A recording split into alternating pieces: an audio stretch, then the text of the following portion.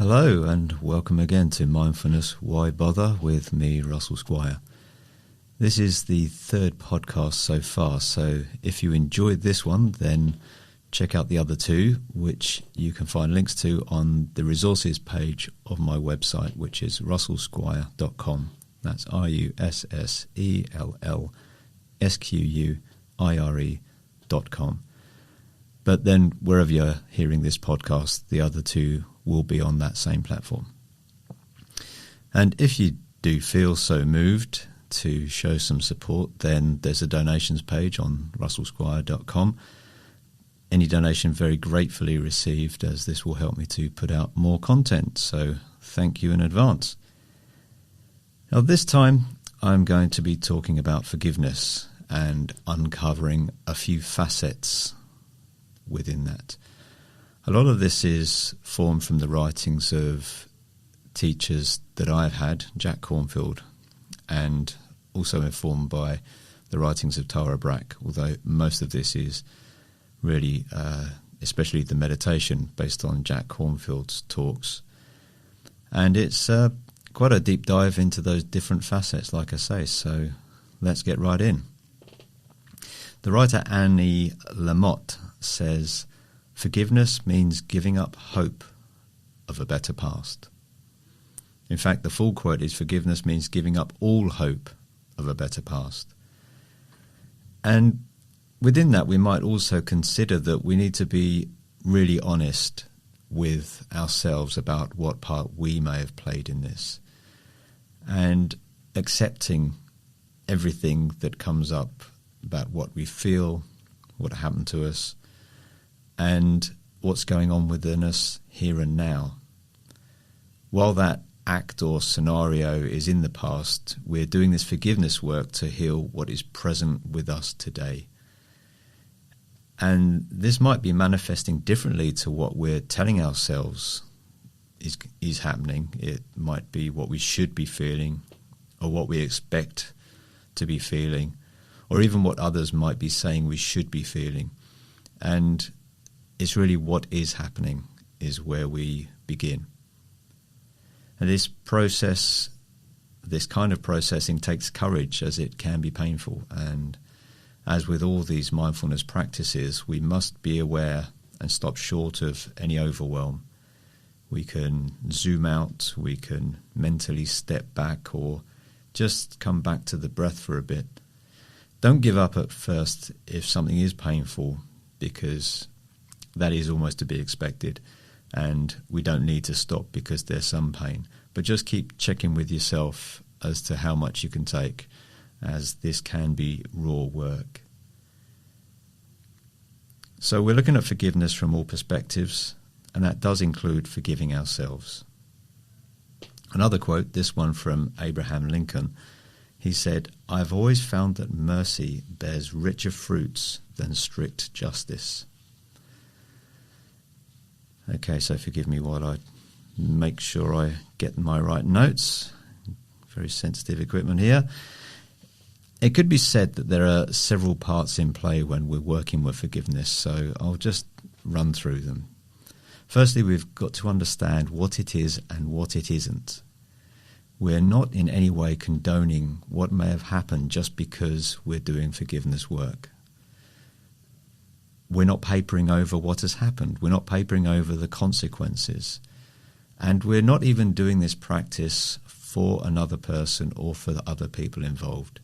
This work is done by you for the pain and any suffering that you are still carrying. Maybe you've heard the saying about carrying hot coals, meaning to throw them at the perpetrator of your pain, while all the time burning yourself. So secondly, with regard to this pain, you must get a sense of the suffering that exists in yourself. That could be seen as both acceptance and honesty. We can be blinded to all the elements we're holding on to, whether there's anger or rage about the past or just the actions of another. And what pain is with us right now? So really getting in touch with those feelings and emotions. And are you still holding on to a lack of forgiveness? Do you have internal statements and scripts that are running that will say, I'll never forgive that. Now that takes energy. There's almost a weight to be felt of not forgiving. And maybe you can even take a moment, maybe pause this and tune in and feel how that not forgiving is tight and constricted, as opposed to what you can imagine, something you may have forgiven in the past, feeling open and spacious. And this process is going to take time. Sometimes we can do something in one sitting, but other things take revisiting time and time again, bit by bit. And we'll be doing a meditation at the end of this talk just to begin this process. So it's not in your best interest to hold on to thoughts, going over a situation again and again, mulling over another's action while they're off having a good time, possibly even forgotten all about the situation. If we're feeling regret or guilt, these are really just best used as signals that can be our learning points. Dwelling on them is just sticking ourselves in the past. And next, we can just consider those benefits of having a loving heart. You might never have actually sat down and thought anything about that. What does it mean to have a loving heart? Or maybe you have done this kind of work and you've had an experience of letting something go because you may feel that things are actually smaller than needs to be considered. So the loving heart is larger than anything else. I don't want to get too ethereal about this, but that sense that I mentioned just earlier about spaciousness can almost feel bigger than certain events that have happened to us.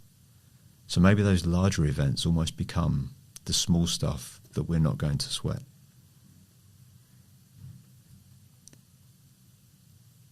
So softening the world and imagining what it would be like to be open and loving would be where I would start with reflecting on the benefits of the loving heart. You can imagine no road rage, less conflict, more understanding, and I know I'm beginning to sound like Imagine by John Lennon, but that might be a good place to be, don't you think? And we don't need to be loyal to our suffering. Now that's, again, a set of words you've probably not thought of before, but if we consider that there was something that happened to us and it feels present to us this day, then might it be defining us in some way? Even in a small way, it might affect how we respond to certain situations and certainly to other people, especially if they're still present in our lives. So we might have become identified with that situation, and that identification begins to define us as people. Maybe we can begin to release. The Dalai Lama said, "They have taken so much, burned our temples, burned our texts, killed monks and nuns. Why should I also let them take my joy and peace of mind?" So the next part in this forgiveness practice is to understand that it's a process.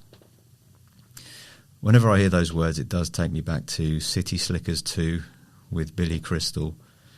Not the highest point of film history, but he would often say it's a process, and it was obviously a joke when he was saying it, but it does give me a smile. And it would be great if we could do one dose of forgiveness and then everything becomes hunky-dory, but it really often doesn't work like that. We need to come back to this practice over and over again. So even if you come back to just the meditation part, then in a few minutes you can be revisiting that. And we can really begin to get somewhere. I know that when I've done my own practices, things come up just by giving those situations and those feelings within us a bit of space to breathe. And we can get some more information that may never have been available to us before now. Maybe now is the perfect time to begin these challenges. And maybe it's easier then to become closer to loved ones, and we can almost go back in time to even longer term problems and these things might still be lingering in some way. Now, you don't need to go digging into every aspect. It's just what comes to you. And it is easier to start with the smaller things, but I'll be coming on to that. Different things come up each time we do this as well. So you don't need to be impatient. Just doing the work is really showing yourself some really good self-care. And just having that intention to forgive is a really helpful place to start. Jack Cornfield said, it sets the compass of the heart. And once we set that course, we don't expect the perfect outcome to come about. It may be that the desire for forgiveness is all we get the first time that we're trying, but that's enough to build upon. And yet there will be obstacles. You may be beginning that process and I can never forgive that person just comes up to you. Or you get pulled into the experience and need to back out, as I said, and zoom out and just remind yourself that you're safe here and now. But these obstacles can become workable when you know you're headed towards forgiveness. If we know that obstacles are likely, then we can at least accept them when they come up. And yet you can still keep that intention. It's important and it's powerful. Even if we don't know how we'll get somewhere, if we know that we will, then those next steps will present themselves. And as I alluded to earlier, we can just start with the easy things. I know that I began with things that happened when I was 11 years old. And even then, things came up for me now that really helped and really opened out. It's like you've got this scar tissue that can really be softened. Whatever opens your heart the easiest and can be forgiven, then just go for that. It's a practice and you can work your way up. Maybe just asking yourself the question, can I forgive a little bit or can I begin to forgive? Can you be open to the possibility of forgiveness? You can see how all these things kind of merge and feed into each other. And you might be surprised that you've also got to be willing to grieve and let go. Loss, fear and anger could come up in this process. Those questions about why did it happen to me? And if you resonated with that identification I mentioned earlier, then we let go of what we thought were part of ourselves. And that can feel quite strange and disconcerting. Rumi said, don't reject your grief and loneliness. Let it season you like few ingredients can. So now, without the stuttering over my words, don't reject your grief and loneliness. Let it season you like few ingredients can. So trust that things that are difficult can become digestible. Again, with the trust we employed with setting the compass of the heart, it's okay to be unsure of what is possible, yet believing that it is. Show yourself that you're willing to go through the process. Even Nelson Mandela admitted to having had all the anger and hate that anyone else would when he was imprisoned for his beliefs. But when he came out of prison, he set up the Truth and Reconciliation process that was actually a healing process for that fragmented nation that he entered into and became president of. That takes a lot of guts to not just want to attack your enemies. And forgiveness can also be the work of the body. Trauma and emotion is held in the body, so you might need to consider some body work as part of that process. And as we sit, we do find we'll get signals and we may get that feeling, that intuition that we might need some body work. And there could be a shift of identity as we open up ourselves to new possibilities. We're essentially changing ourselves.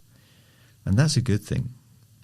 If we see ourselves as made up of values and memories, then these are changing under our gaze.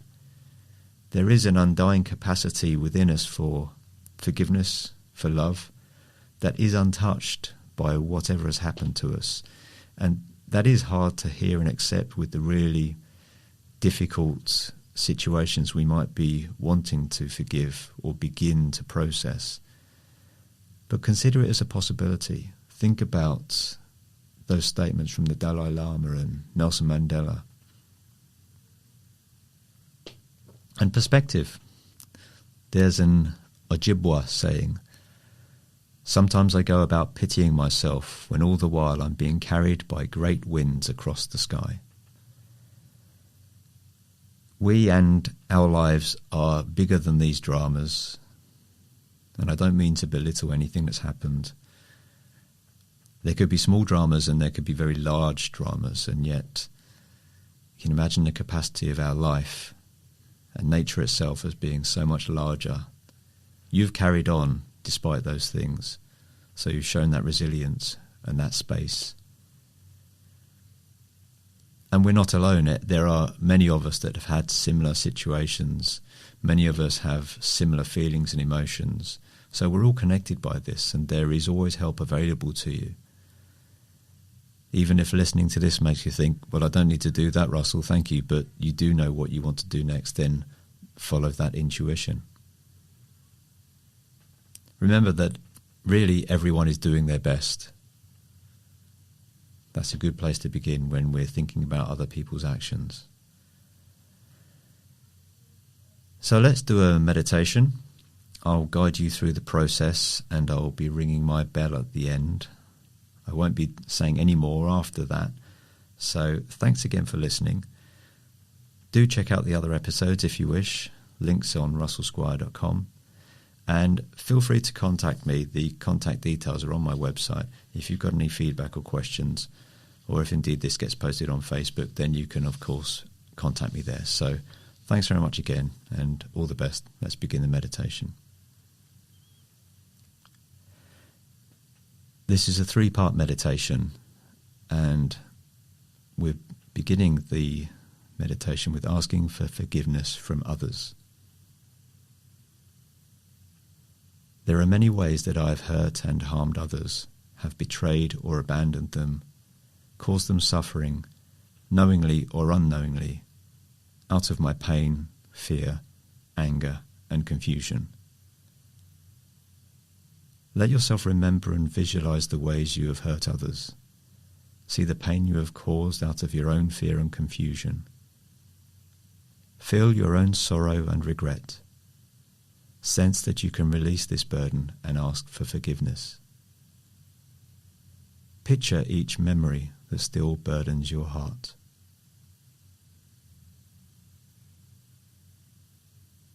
Gently say, I ask for your forgiveness. I ask for your forgiveness.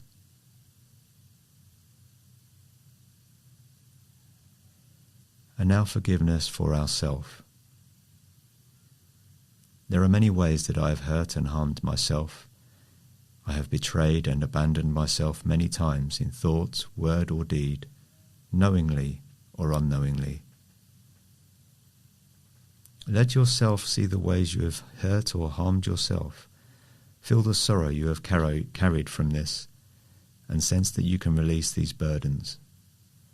Extend forgiveness for each act of harm.